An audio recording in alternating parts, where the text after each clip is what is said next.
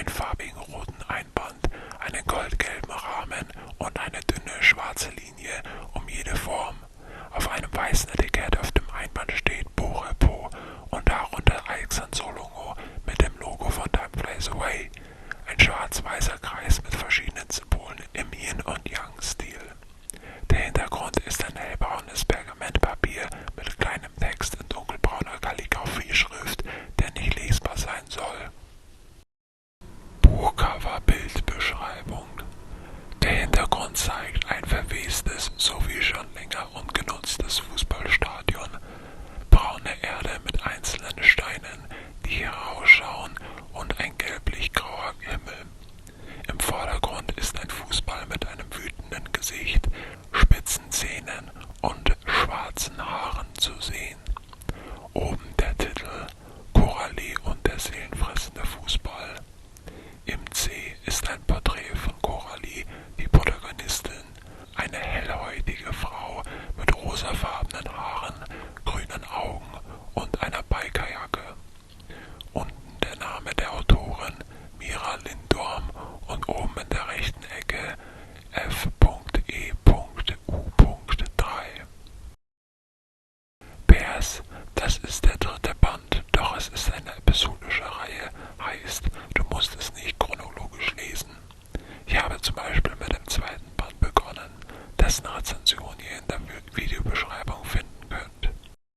Klappentext. Dass Fußball die Menschen verrückt macht, ist auch im Feenland bekannt. Dass er, direkt oder indirekt, sie auch manchmal umbringt, ist ebenfalls nichts Neues. Dass er aber zugleich ihre Seelen frisst, das ist neu. Nicht, dass F.E.U. sich an ein paar verschwundenen Menschenseelen stören würde.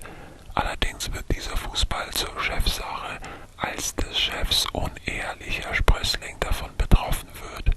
Denn der Chef ist kein Mensch. Eine verschwundene, nichtmenschliche Seele aber ist inakzeptabel.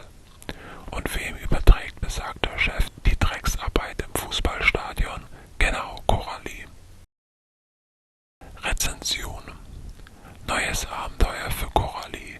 Diesmal kein ganz offizieller Auftrag und noch dazu werden sie in die Hölle befördert. Mal wieder tolles Cover und der Schreibstil ist humorvoll bis gut. Als Ryan, der Liebhaber von Coralie, heimlich mitkam, hatte ich schon Befürchtungen, dass er überflüssig wird oder nur im Weg. Oder die beiden Liebhabenden würden 24/7 nur flirten. Zum Glück war dem nicht so. Er war zwar überwiegend im Hintergrund und ich habe ihn hier und da vergessen, er war am Ende aber eine große Hilfe, immerhin. Naja, angenehm war dies für die Charaktere nicht, hat aber aus der Patsche geholfen. Das gleiche gilt auch für die anderen Charaktere. In diesem Band waren deutlich mehr dabei und hier merkt Mensch den Minuspunkt von Kurzgeschichten. Viele Charaktere geraten schnell in Vergessenheit, wenn sie der Story nichts beitragen. An sich wüsste ich zwar auch nicht, wie sie sich nützlich hätten machen können, denn dann wären es zu viele Charaktere für die Länge, aber hin und wieder hätten sie erwähnt werden können, wenn auch nur für Beschreibungen der momentanen Lage. Andererseits fand ich die Menge auch ganz toll, denn damit war es ein wenig bunter und ereignisreicher. Gefallen hat mir Mexiko mit seinen Bewohnenden nicht so sehr, wie ich erhofft hatte. An sich mag ich Mexiko und überwiegend war die Reise spaßig. Die mexikanischen Charaktere wurden aber recht stereotypisch dargestellt, was enttäuschend ist.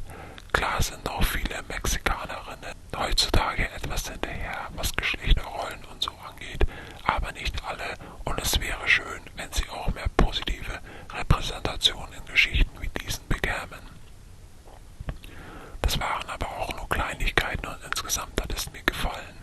Ich glaube, die Nähe der Charaktere war im letzten Band tatsächlich das Problem, denn obwohl ich nur den zweiten und noch nicht den ersten Band gelesen habe, habe ich nun schon eine gewisse Nähe zu den Charakteren aufgebaut und so auch nicht mehr das Gefühl, als hätte irgendwas gefehlt.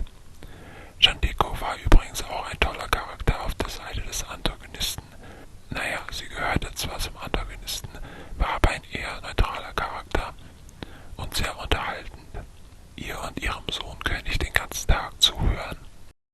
Fertig gelesen habe ich es am 6. November 2023.